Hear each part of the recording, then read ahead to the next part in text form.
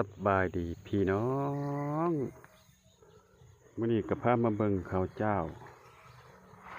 ออกควงอีกแล้วข้าวเจ้าสูงเป็นข้าวเจ้ามะลิเด้อพี่น้องเด้อกายมาเนี่ยย่างมาเนี่ยก็หอมเลยยังบ่ทันได้สุกซ้ำหอมก่อนแล้ว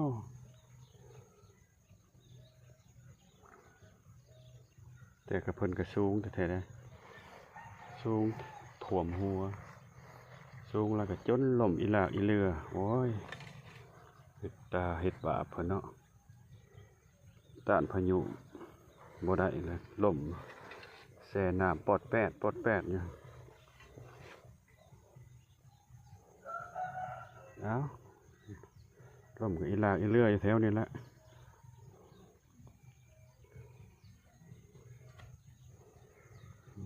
สูงเป็นสูงพี่น้องสูงแท้สูงว่าสูงอรีสูงอรอสวมหัว1.60 ล่ะยังท่วมอีกอยู่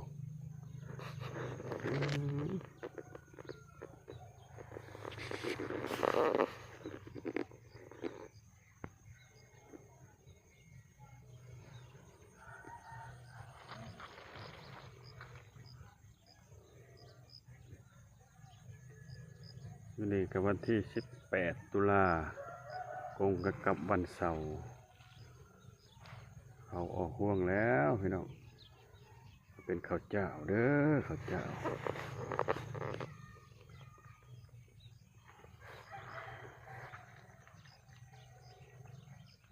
บ่คิดว่าเพิ่นสิสูงปานนี้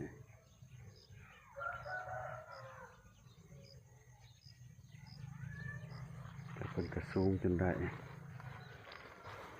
สูงเงาเพิ่นจะไปจึกขึ้นมาโอ้ยสูงข้าวเปล่าดุอะไรพี่น้อง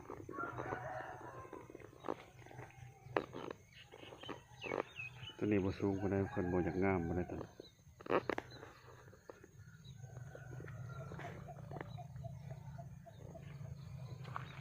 เป็นเสียงยังพี่น้อง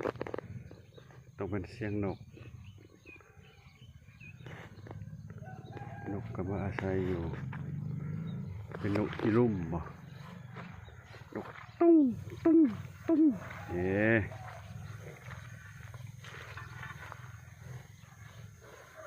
น้ำคำมากเพราะเลาะหน้าอย่างเช่นแหละพี่น้องไอ้บ่ได้มีเวียกมีงานไปจังดอกสาวไห้สาวหน้ากระดูกสันหลังของศาสตร์ว่าสันสนเนาะ เพิ่นบ่เว้าก็เว้าเอาเองนั่นแหละกระดูกสันหลังตัวนี้เป็นข้าวเหนียวพี่น้องข้าวเหนียวก็ล่มอีกพี่น้องเอ้ย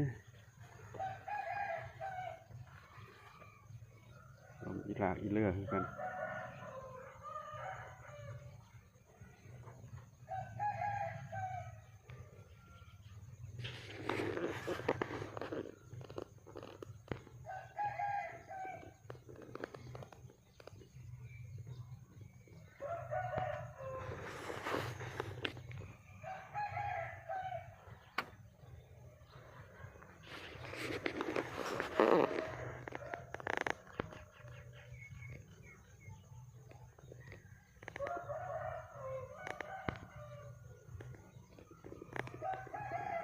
ซ้ำนี้ซะก่อนนะพี่น้องเนาะขอบอกขอบใจเพื่อนสนิทมิตรสหายพี่น้องป้องปายสุขุสุขคนพี่น้องไกลพี่น้องไทยพี่น้องต่างแดนที่เขาเบิ่งก็ส้มเป็นกำลังอกกำลังใจให้สิอาร์ตชาแนลคือเก่าสำหรับคลิปนี้จบไว้สำนี้ก่อนพอกันคลิปหน้าบ๊ายบาย